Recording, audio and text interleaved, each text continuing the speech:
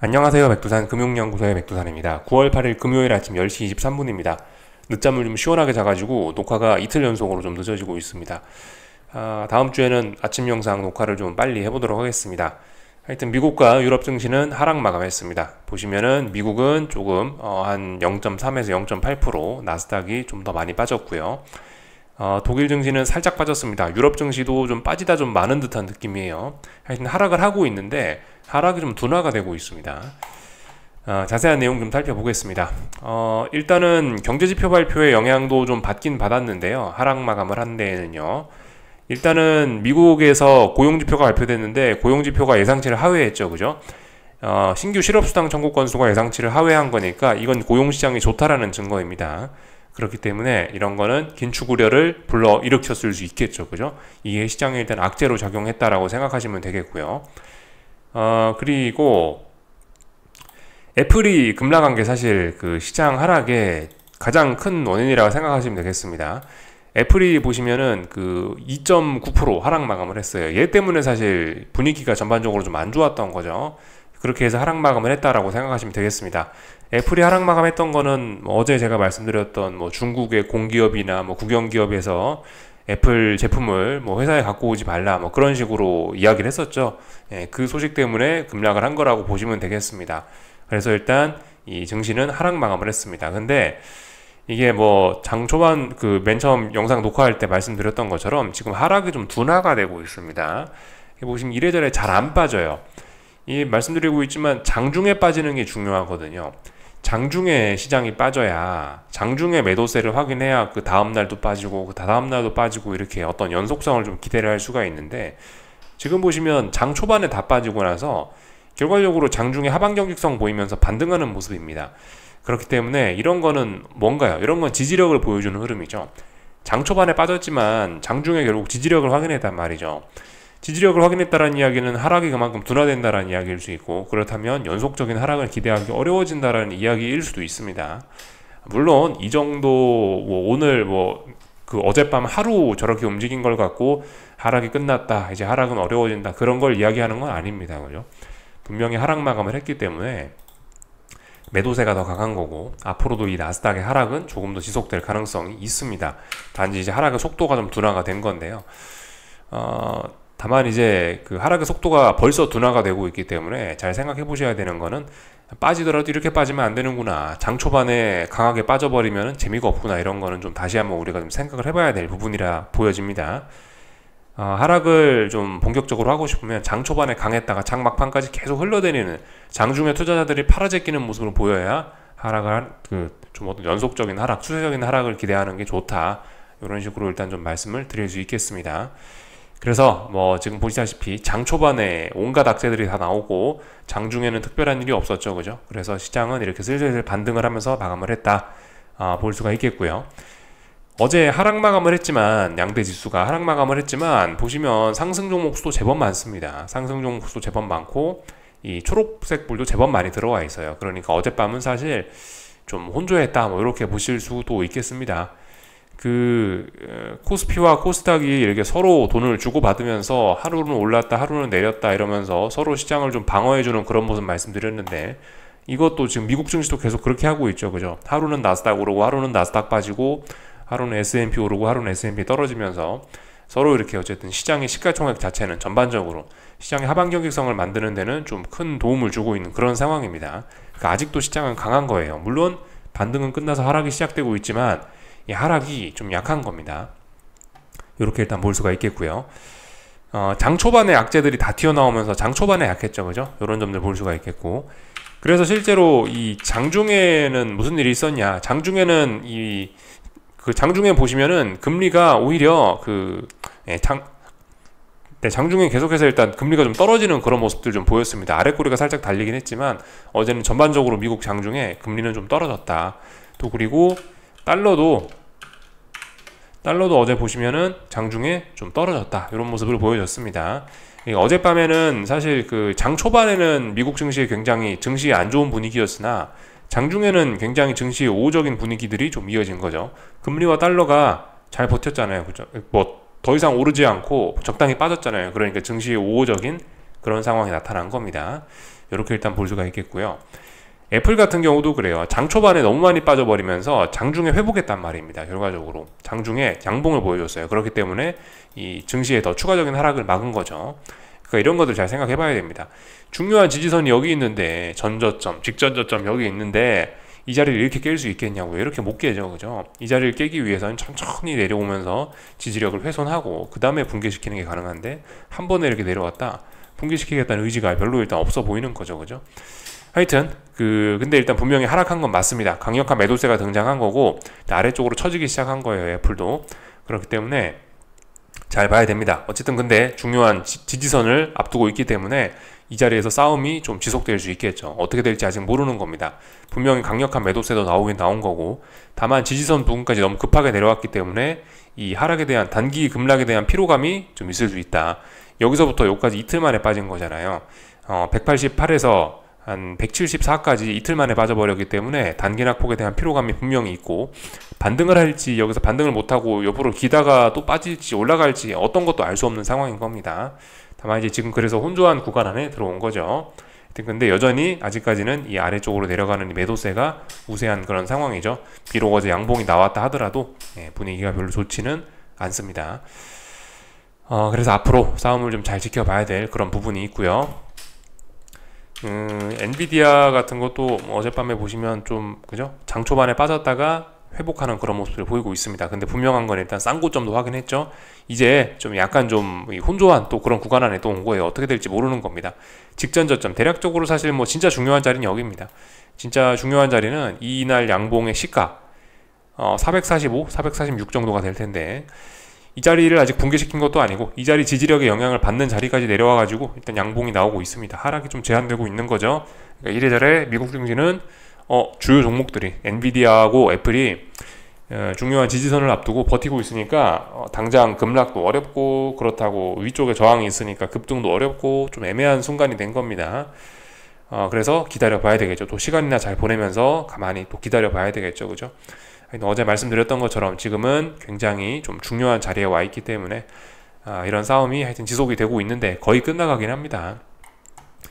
하여튼 근데 앞으로도 좀 시간이 좀 더 필요하고 더 지켜봐야 된다, 이렇게 말씀드리면 될 것 같습니다. 여기까지 좀 말씀을 드렸고요. 그래서 미국 증시 하락 마감했고 뭐 유럽 증시 하락 마감했고 그랬다라는 내용 살펴봤고요. 그 유럽 증시도 지금 보시면 하락이 제한되고 있어요. 유럽 증시도 이 독일 증시인데요. 어쨌든 빠지고 있습니다. 하락을 하고 있어요. 하락하고 있고 하락하고 있고 하락하고 있는데, 근데 보시면 확실히 하락이 굉장히 둔화가 되고 있고 3거래일 연속으로 양봉이 나오고 있습니다. 양봉이라는 건 매수세를 의미하는 거죠, 그죠? 조금 전에도 말씀드렸다시피 장중에 빠져야 된다고요. 장중에 하락을 해서 음봉을 만들어내야 매도세가 나오는 건데 양봉하고 있습니다. 물론 하락하는 거예요. 의미 있는 매수세까지라고 볼 수는 없는데 하락이 매우 둔화가 되고 있습니다. 얘도 뭐 직전 저점 부근까지도 안 갔는데 일단 하락이 둔화가 되고 있긴 해요. 이거 좀 잘 생각해 봐야 될 부분입니다. 분명히 세계 증시가 하락으로 전환을 했어요, 그죠? 다시 이 반등을 끝내고 하락으로 다시 전환을 하긴 했는데, 이 지금 전환되고 나서 움직임이 좀 굉장히 좀 둔합니다. 물론 이게 왜 둔한지는 아직 몰라요.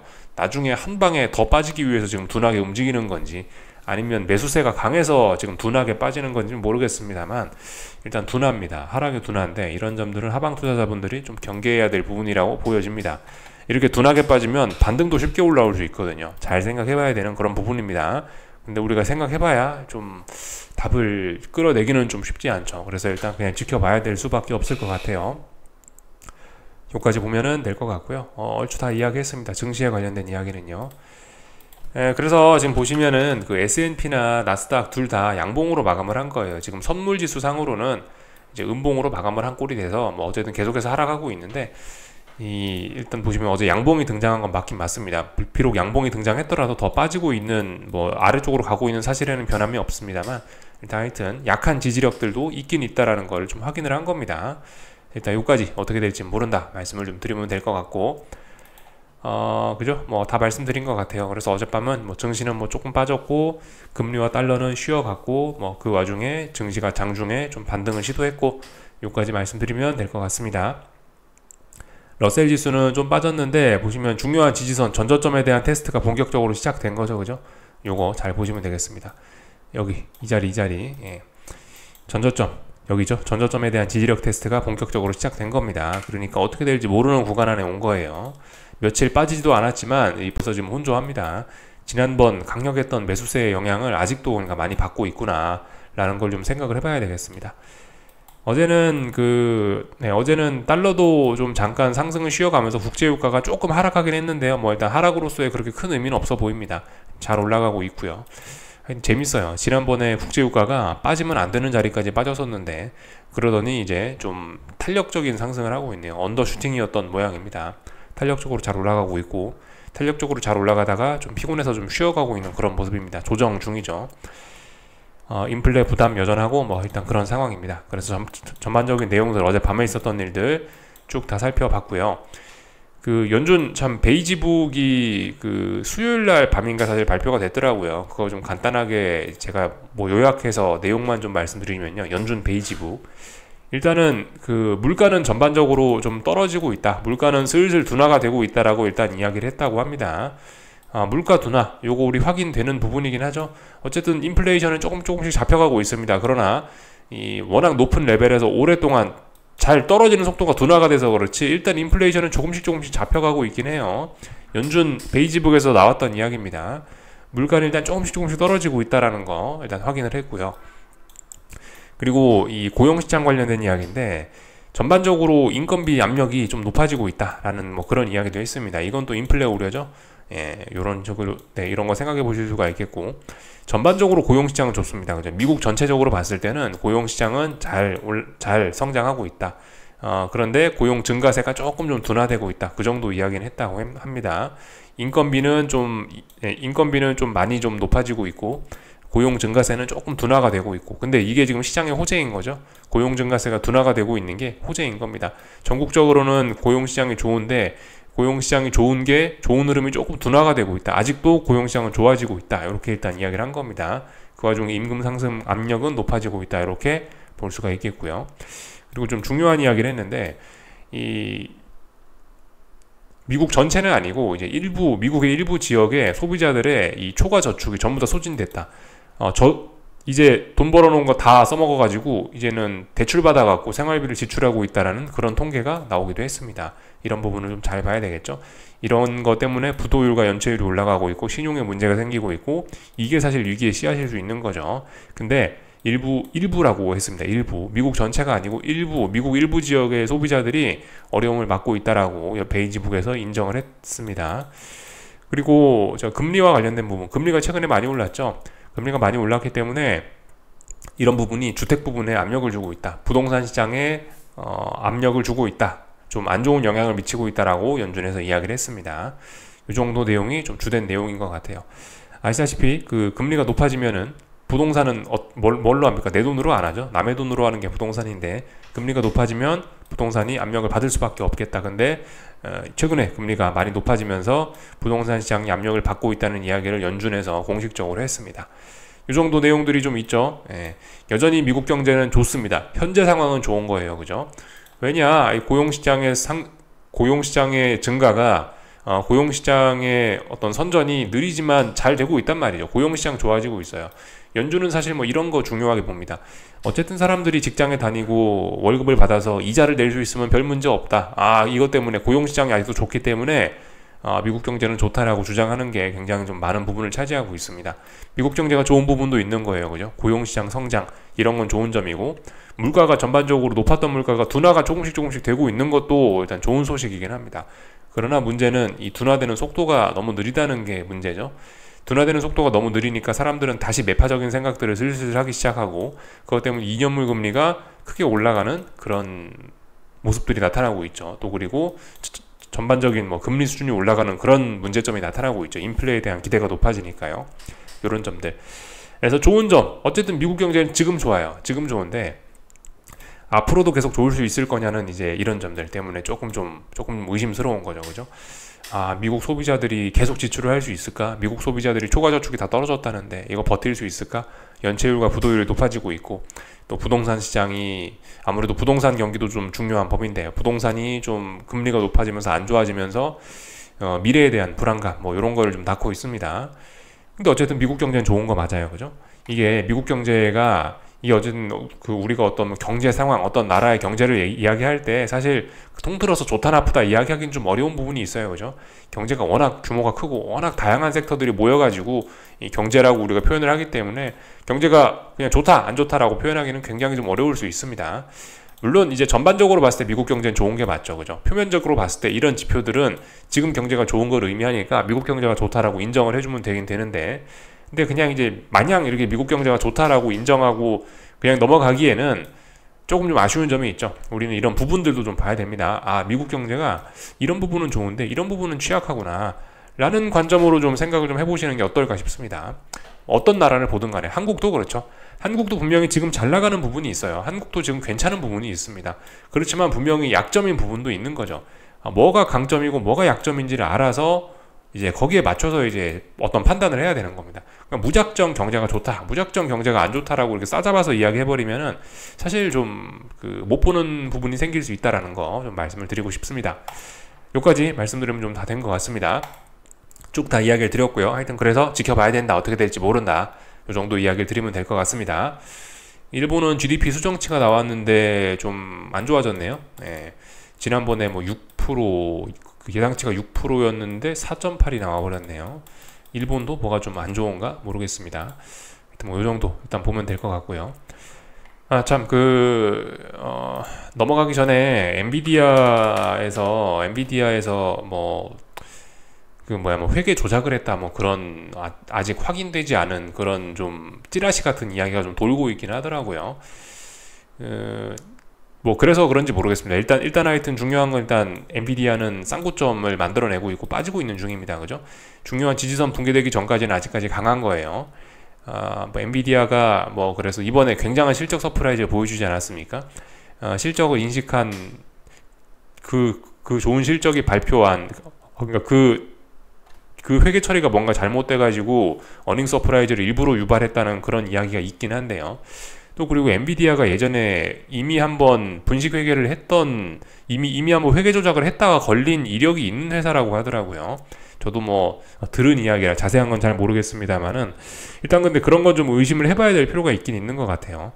이게 그 한 번 회계장부에 부정하게 손대기 시작한 회사는 끝이 없습니다. 계속 손댑니다. 한 번 전력이 있는 회사는 계속 손대요. 그런 부분들 좀 투자하실 때 좀 생각을 해봐야 되겠습니다. 그렇기 때문에 이게 그 투자 바닥에서는 신뢰가 중요한 거거든요. 믿음이 중요한 건데, 그렇기 때문에 저는 여러분들께 좀 이런 이야기 드리고 있거든요. 뭐든 일단 한 번 의심받을 짓을 한 회사는 절대 쳐다보지 말라라고 이야기를 해드리고 있는데, 엔비디아가 그런 전적이 있는 회사인 줄은 몰랐는데 하여튼 예전에 그런 일이 있었다라고 하더라고요. 예전에 한번 회계장부에 손댄 적이 있다라고 하더라고요. 예전에 한번 했던 회사는 다음에 또 하기 좋습니다. 이번에도 또 했을 가능성이 뭐 있긴 있을 것 같아요.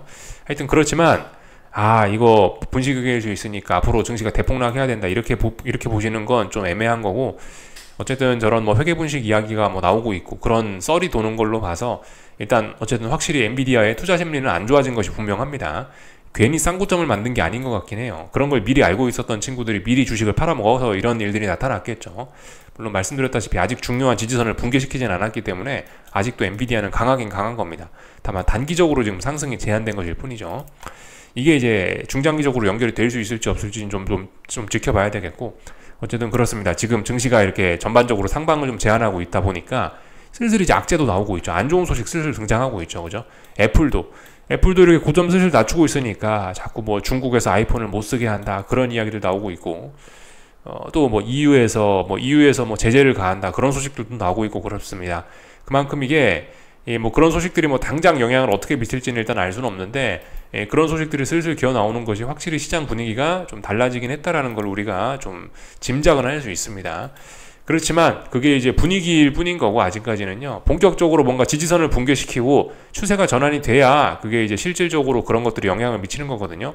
아직 그런 일은 일어나지는 않았습니다. 그래서 일단 여기까지 지켜보면 될 것 같고요. 오늘 한국 증시는 삼성전자하고 하이닉스가 하락하는 거 보니까 코스피가 안 좋겠네요. 그죠? 그리고 코스피가 급속히 안 좋은 걸 보니까 코스닥으로 또 돈이 좀 들어가는 모양이에요. 코스닥의 하락은 좀 제한되고 있는 것 같고, 코스피는 안 봤는데 지금 신나게 빠질 것 같습니다. 그죠? 하이닉스가 그 지금 보시다시피 단기적으로 흐름이 좀 안 좋더니 결과적으로 급락을 만들어내고 있는데요. 잘 봐야 됩니다. 그죠? 하이닉스가 그 중요한 지지선만 안 깨면 돼요. 근데 중요한 지지선을 깨러 내려가고 있는 듯한 모습입니다. 어디가 중요한 자리일까요? 예를 들면 일단 1차로 11만 2천원, 3천원 정도가 중요한 자리일 거고요. 그 다음에 중요한 자리는 한 11만원 선 정도가 되겠죠. 그죠? 이런 자리들은 좀 중요할 겁니다. 지금 보시면 일단 고점이 낮아지고 있고요. 이렇게 저점만 낮추면은 이제 큰일 납니다. 사실 이 큰 흐름 자체는 괜찮았는데 여기서부터 여기까지 급등하고 나서 급등에 대한 피로감을 몇 달 동안 잘 소화하고 너무나 건전한 모습, 고점도 높여가면서 건전한 모습 보이고 있었는데 이 급속히 지금 무너지는 그런 모습이 보이고 있습니다. 하이닉스 조심해야 될 자리가 또 온 것 같아요. 요까지 일단 보시면 될 것 같고, 다만 근데 근데 지금 이런 직전 저점 자리 만약에 붕괴시키지만 않고 여기서 잘 버텨만 낸다면 지금은 또 눌림시 매수의 찬스일 수도 있는 거죠. 그죠? 근데 아직 의미 있는 매수세는 보이지 않았으니까 매수할 근거는 아직까지 없어 보입니다. 이 정도 말씀드리면 될 것 같습니다. 뭐 나머지는 특별한 거 없고요. 그래서 코스피가 신나게 빠지고 있다. 코스피는 이미 반등을 끝냈고 하락하는 게 자연스러운 날에 하락하고 있으니까 특별히 드릴 말씀은 없습니다. 잘 빠지고 있구나. 그냥 그러면서 지켜보면 될 것 같고요. 코스닥은 이제 중요한 지지선 앞뒀으니까 뭐 하락이 좀 둔화가 되는 게 맞겠죠. 뭐 이 정도 보시면 될 것 같고, 하여튼 뭐 지금 약간 좀 애매한 그런 순간에 와 있어요. 미국 증시도 그렇고 유럽 증시도 그렇고 지켜보는 수밖에 없습니다. 그리고 환율은 보시다시피 일단 상승이 좀 둔화가 되고 있는 모습입니다. 환율 상승이 둔화가 되고 있어요. 이게 보시다시피 환율이 요즘 한국 환율이 이 위안화의 영향을 좀 많이 받아가지고 계속해서 이런 것 같습니다. 달러는 계속해서 올라가고 있지만, 달러 인덱스는 올라가고 있지만 일단 보시다시피 한국 원화는 이 위안화에 연동이 돼서 그런지 일단 좀 주춤주춤한 모습을 보이고 있는데요. 사실 근데 그런 때입니다.